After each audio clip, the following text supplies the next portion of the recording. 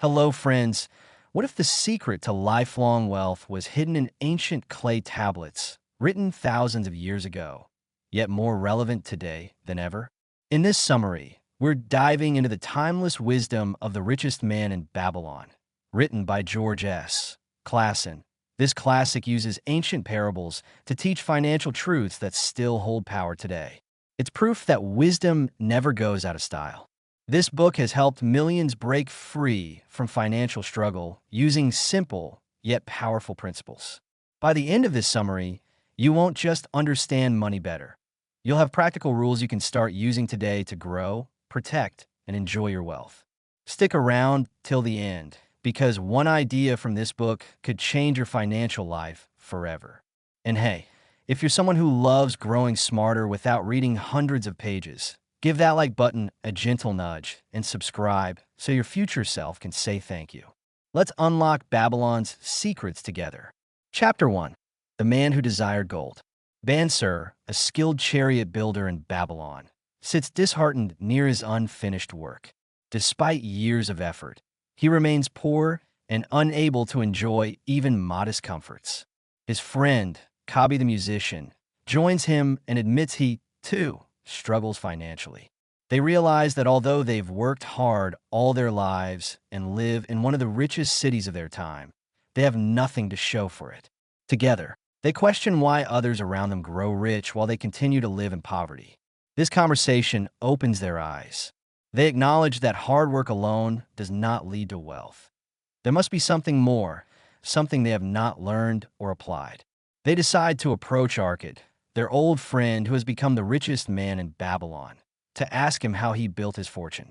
This chapter teaches that the first step to financial transformation is awareness. Once you recognize that your current approach isn't working, you can choose to seek better knowledge and make new decisions. Action points. Don't just work harder. Ask yourself if you're managing your money wisely. Take the initiative to learn from people who are financially successful. Chapter 2.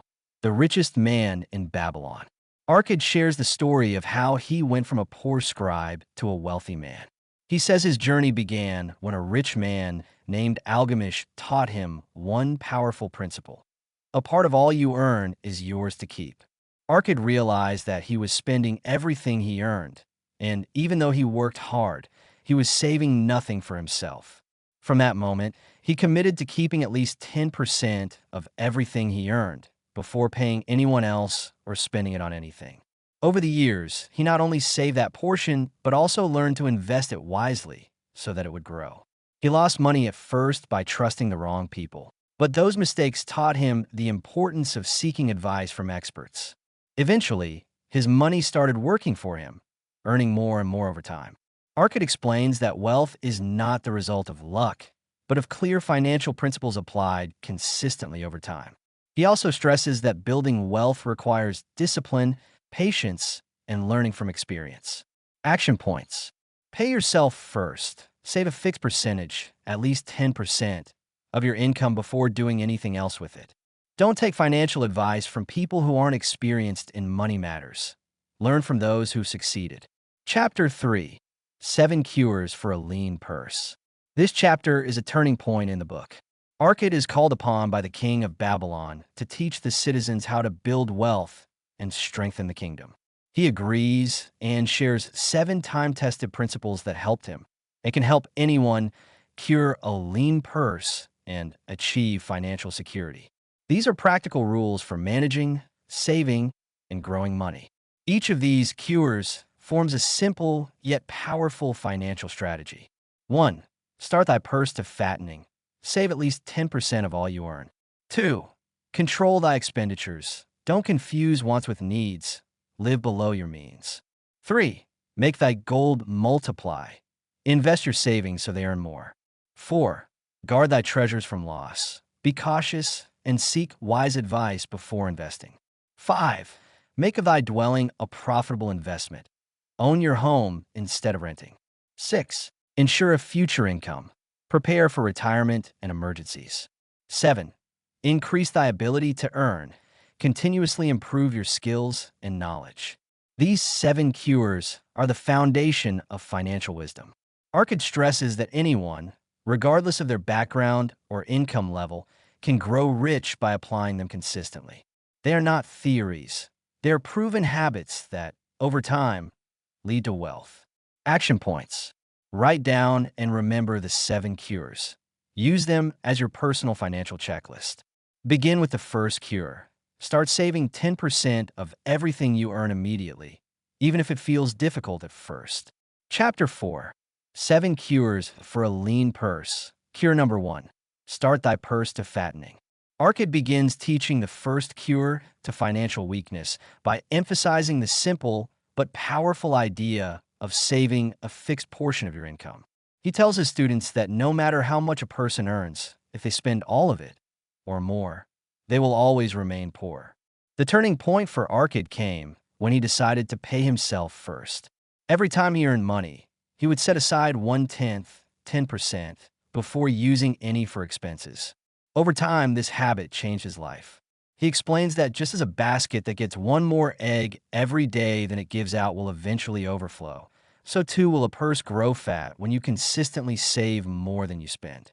Interestingly, Arkad points out that once he began saving, he didn't feel poorer. In fact, he managed to live just as well on the remaining 90%.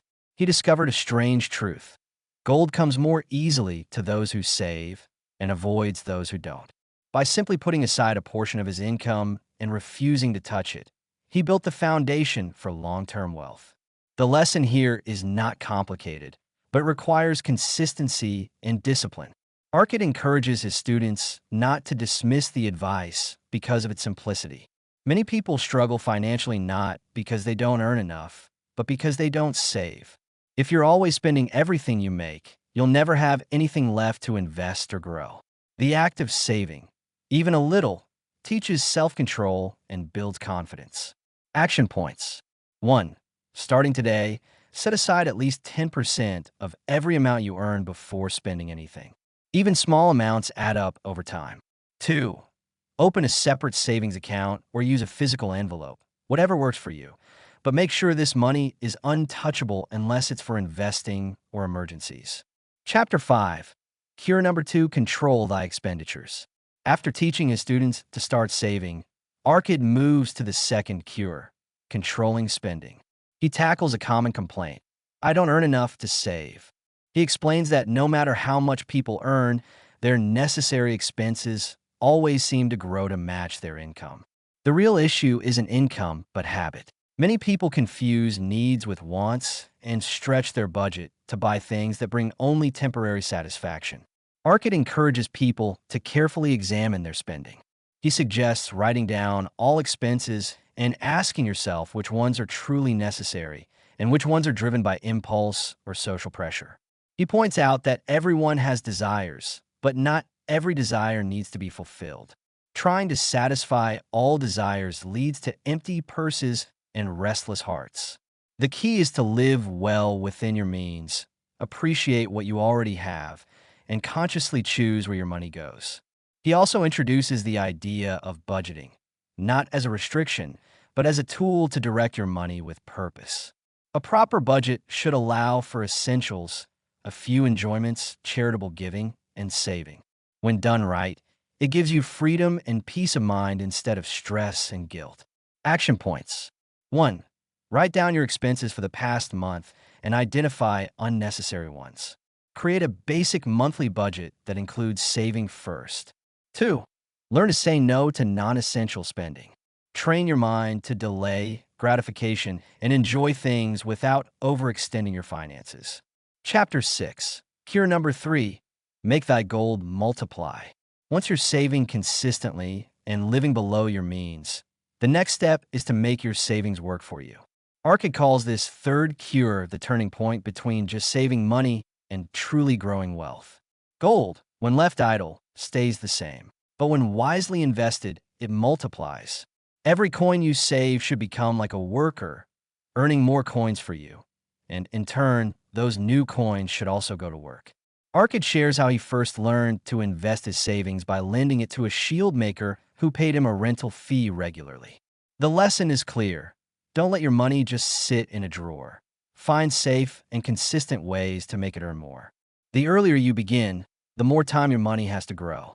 He also illustrates the power of compound interest, showing how money grows exponentially when its earnings are reinvested. This chapter is not about taking risky bets, but about being wise and patient. A disciplined saver who invests steadily in low-risk, income-generating opportunities will eventually accumulate great wealth, even if they start small. Action points. 1. Look for simple, safe ways to grow your savings. Start with interest-earning accounts, mutual funds, or lending to trusted sources. 2. Reinvest the returns. Don't spend the profits. Let them grow into a powerful stream of income over time. Chapter 7. Cure number 4. Guard thy treasures from loss. Once you start saving and even investing, your next responsibility is to protect your money from loss. In this fourth cure, Arkad warns that the excitement of having savings can lead people to make poor decisions, often through blind trust or impatience. Many people lose what they've built because they give in to get-rich-quick ideas or take advice from the wrong people. Arkad shares a personal example, how he once gave his first savings to a brickmaker to invest in jewels. The brickmaker, having no knowledge of gems, was cheated by Phoenician traders and returned with worthless glass. This experience taught Arkad a painful but essential lesson. Never invest in something you don't understand, and never take advice from someone who lacks expertise in that area. He says, would you go to a bread maker to learn about the stars? If not, then why trust a brickmaker with your gold? The key to this cure is safety first. Before you part with your money, be certain that your principal is protected and that the investment is sound. Always seek the advice of those experienced in managing money, people who have already succeeded, not just those who talk confidently. Arkad says it's better to earn a modest but secure return than to risk losing everything chasing big gains. This chapter teaches that being cautious is not being cowardly, it's being wise. The world is full of people with ideas, but few of them have real knowledge or integrity. It's your job to protect what you've worked hard to save. Action points. 1. Don't invest in anything you don't fully understand. Before you hand over money, ask, do I understand how this works? And is this person qualified to give financial advice? 2. Avoid high-risk schemes. If an offer sounds too good to be true, it probably is. Stick with low-risk, steady investments, especially in the early stages of building your wealth. Chapter 8. Cure number 5. Make of thy dwelling a profitable investment. In this chapter, Arkad shifts the focus from income and savings to how we manage our largest living expense, housing. He explains that many people spend a large part of their income paying rent to others, which leaves them with nothing to show for it after many years. Rent is money that goes out every month and builds no wealth. Instead, Arkad recommends that every man should strive to own his own home. Arkad believes that owning a home brings not just financial security, but also emotional stability. A man who owns his home feels pride, confidence, and a greater sense of responsibility. His family benefits, too. The wife can grow a garden, the children can play safely, and the whole household gains a deeper sense of belonging. More importantly, over time, the value of the home may increase, and the cost of living becomes more predictable and lower once the home is fully paid for. He encourages people to take advantage of available land and reasonable borrowing. He says that lenders are more than willing to support home construction when borrowers show discipline and savings habits. Arkad is clear that the goal is not luxury, but security and ownership, a home that fits your means, but still gives you something of lasting value. The home becomes an asset that you own, rather than an expense that drains your resources each month. This cure teaches that housing should not be just a cost. It can be a wise investment. A home provides shelter and dignity, and when managed properly, it also contributes to wealth building. The earlier you begin working toward owning a home, the better off you and your family will be in the long run. Action points. 1. Start planning to own your home. Save steadily for a down payment, no matter how small. Aim for a home within your means, not a dream house that leads to debt. 2. If you already own a home, treat it like an asset. Maintain it, improve it wisely, and avoid turning it into a burden through unnecessary luxury or loans. Chapter 9. Cure number 6. Ensure a future income. In this chapter, Arkad reminds his students that life is not just about the present. It also includes old age, illness, and the possibility of dying unexpectedly.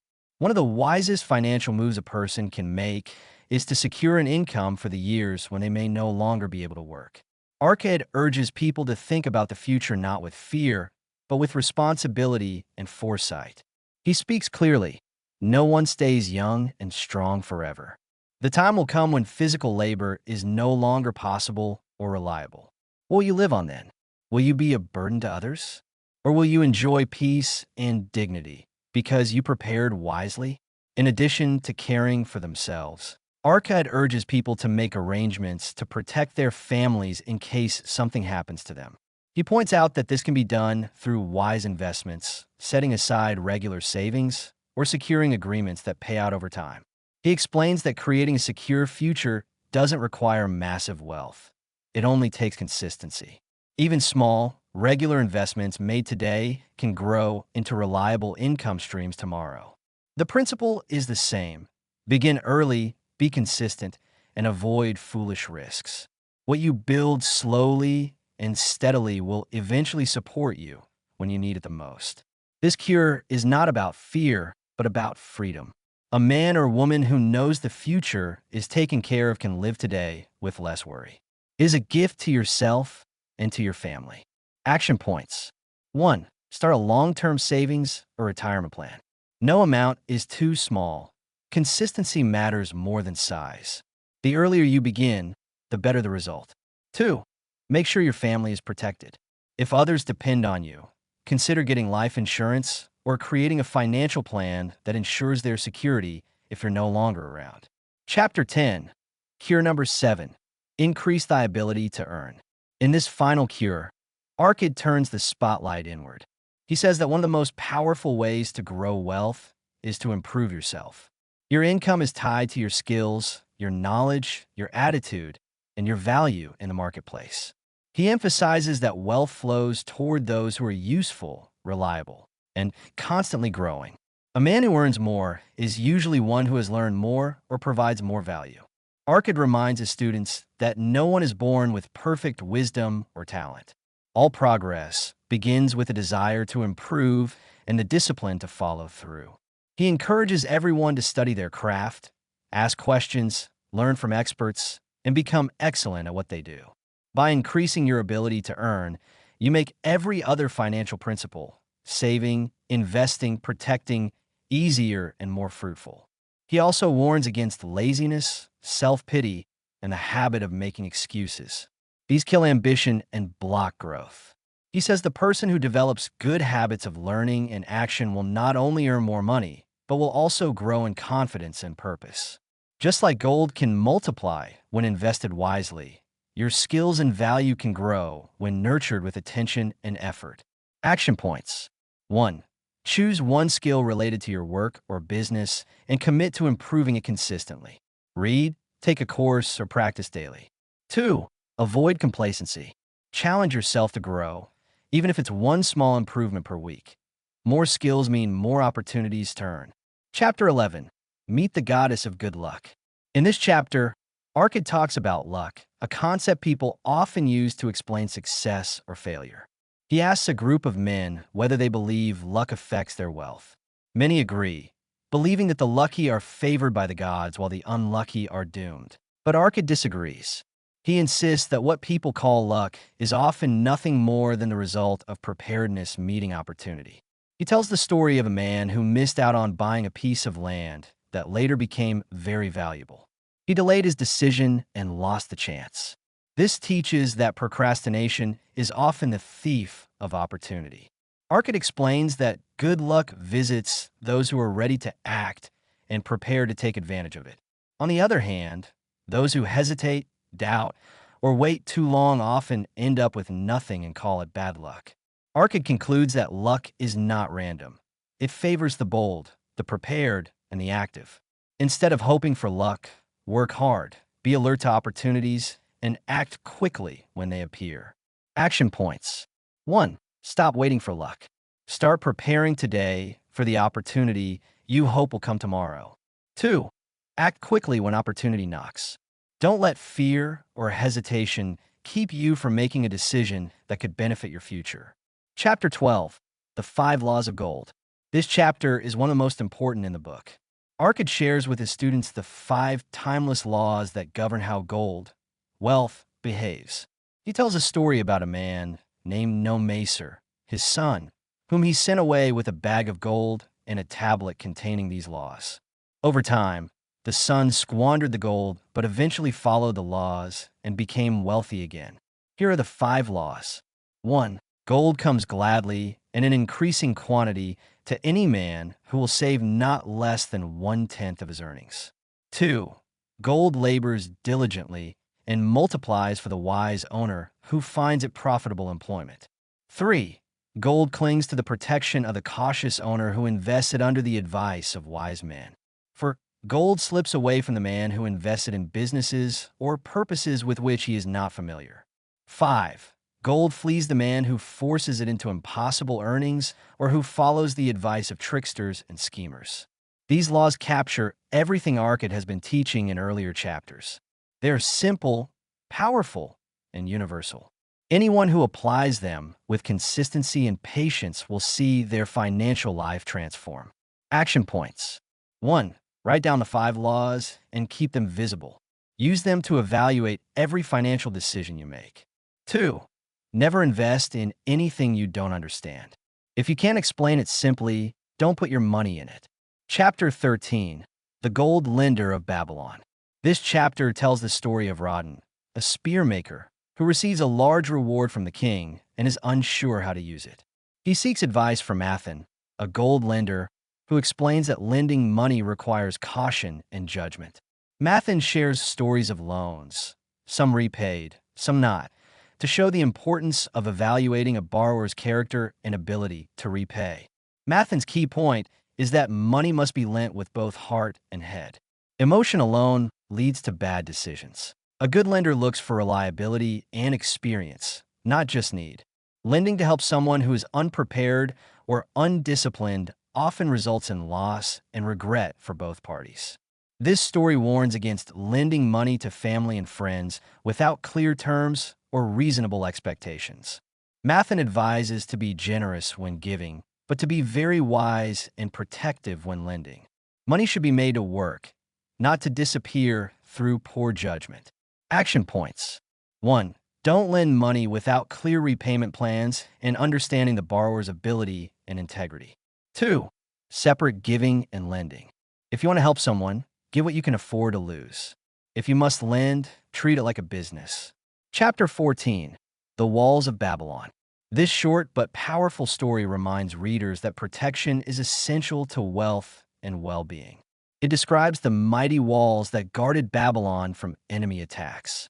When enemies came, the people of Babylon felt safe, not because they had swords, but because they had strong walls built in times of peace. The metaphor is clear. Just as the walls protected the city, your financial plan protects your future. You must build defenses around your wealth, insurance, savings, and wise investments before problems arrive. It's not fear, but wisdom that builds safety. When you're prepared, life's storms won't shake you.